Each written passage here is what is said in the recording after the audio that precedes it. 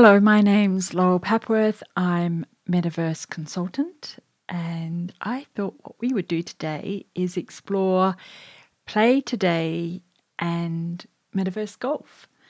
And I don't know much about it, so I thought if I shared it with you, we could find out together what's going on. So when I go to playtoday.cc, this is an Australian company. The CEO is Clive Mayhew from Fishburners. Been around for a long time. There is a light paper in the top right-hand corner, PDF, which I've downloaded. And you can also join their socials. There's an app and an NFT marketplace. So a quick look at the app. You can download it from Google or from the App Store. A flagship digital scoring app that integrates blockchain technology to offer a Web3 golf experience. Given how contentious scoring is, this is going to be interesting. Caveat: I do not play golf. My father played golf, and I have sat reading a book while he plays golf. I've also sat reading a book while he played soccer, and I've sat reading a book while he was interested in all his other sports and other things. So my knowledge of the sports is actually more around the books that I would read while he was playing and watching those games. So it's a scoring app. And there's your course preview. I often think that the 40,000 courses worldwide is something that apps do for golfing apps as aspirational.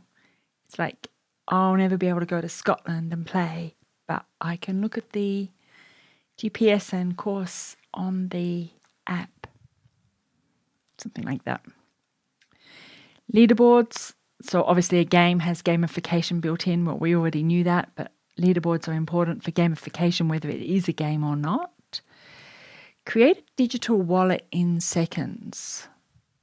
Question: which wallet? Is it connected to Ethereum, like a sort of MetaMask or Polygon-matic, something like that? Or is it a bespoke one? I hope it's a standard one. We're getting too many of these. The PlayToday Metaverse is coming soon. So this is the virtual world. So what I'm starting to see, and probably rightly so, is that virtual worlds are metaverse, and the other Web3 stuff, the currencies and the NFTs and blockchain, that sort of thing, underpins the metaverse worlds. Because at the end of the day, crypto is just a currency as a medium of exchange within the world itself, or NFTs are the virtual goods. So unlock the PlayToday Metaverse to take your game off the course and experience the new dimension in golf. Relive your best rounds and achievements, connect with golfers from around the world, get tips from the best, access exclusive product launches and more. When the game ends, the story begins. This is something that I've always pushed with community-based endeavors, whether it's the 2D social media or 3D virtual worlds, whether it's 2D or 3D, 2D social media or 3D metaverse worlds, virtual worlds, is that it's for the time between. So when I've worked on building large communities around TV shows, we really focused on the fact that the show bookended the rest of the week, and it was our job as community managers to keep everybody entertained between those big leaps or those big jumps. So there's a next gen NFT collection, lots of collectibles and things like that, an ambassador program. I want to have a quick look at the marketplace. If you set up your own marketplace, it's often a good idea to have a twin on the main marketplaces, the Super Rare or Sweet.io or OpenSea or one of those. Otherwise, it's a little bit like everybody has to come to your website. It's like you have to travel to an exclusive shop in an exclusive suburb if it's a bespoke marketplace. whereas it's just as easy to pick something up in the main marketplace while you're already there. So somebody might be on OpenSea picking up an NFT for something or the other and then notice that Australian Golf has an NFT. So why don't we go there and buy that? So it's about investing your time and resources where your customers are already investing theirs. At the moment, I'm not too hardcore on this because there just isn't the foot traffic. Nike, yes, I agree. Foot traffic. That's a pun. Nike would definitely disagree with me, and I understand that. I mean, they did $186 million in NFTs. But for games like golf, where the audiences are a little...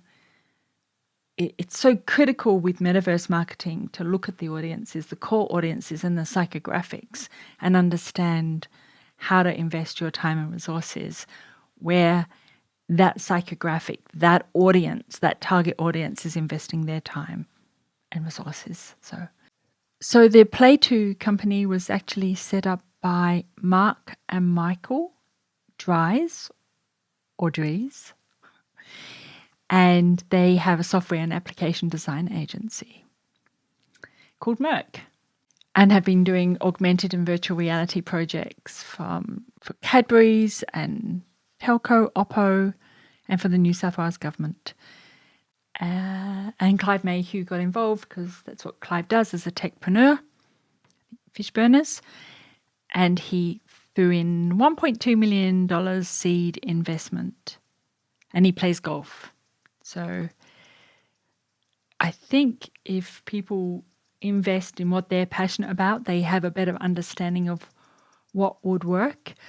I would also say, though, that as a psychographic, Clive Mayhew may not be the typical golfing psychographic. Just putting that out there. Although having said that, golfing games are pretty popular.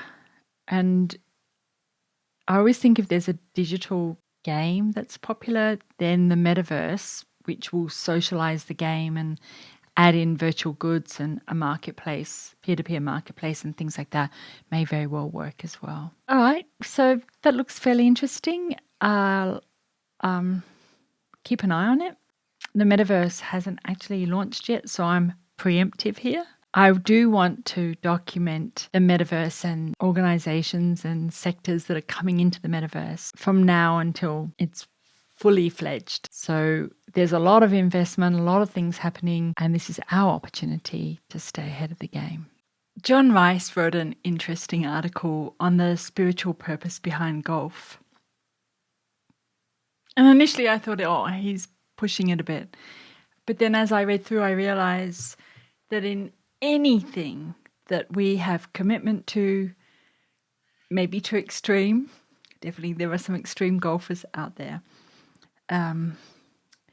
there is a sense of purpose and a sense of learning something while we commit 100% to it. So whether it's sport or art or languages or really anything, as long as you commit 100%, you will gain spiritual insight into your own life, I believe. And obviously John Day as well does. And he takes his sons out on Father's Day and he lectures a sermon to them on the golfing green. I've put a link in, I'll put it on the screen as well. We have some of his key points are we have to lose our old sense of self, our old ego, and learn to grip the new ego, which basically I think means refining your grip on a golf club or unlearning bad habits, which is something we have to do all the time, isn't it? He points out, don't look up to check where your ball has gone. You have to stay focused on following the swing through. And for me, that means something akin to follow the path that you've set without focusing too much on the outcome. just focus on those steps, especially initially. Just get started. Worry about the end game when you get to the end game. I said it was a bit mad, but we're going with it for the time being, okay? That leads me to faith in following through on a swing shot, I think it's called. And in the article, he points out that you have to follow through. And I think that's a good metaphor for life. So if somebody plays golf and learns to follow through, and then they can take that into their business life, their relationship and their connections, and other parts of their physical, spiritual, whatever life, then that's a good thing to learn from golf. Also, importantly, there's no cheating in golf. Apparently, you only cheat yourself, but there are mulligans. Maybe we should be looking for mulligans in our lives.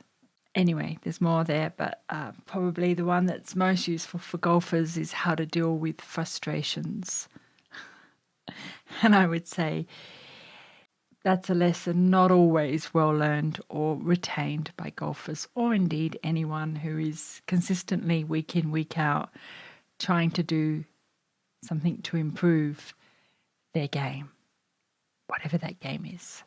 You can contact me on my socials if you have or know of any other interesting projects in the metaverse, Web3, crypto, NFT, not crypto for crypto's sake, NFTs, blockchain, so on and so forth. And just draw my attention to it, and I'll see if I can put a little news video together for everybody to follow. Thank you for your time today, and I look forward to seeing you in the next video.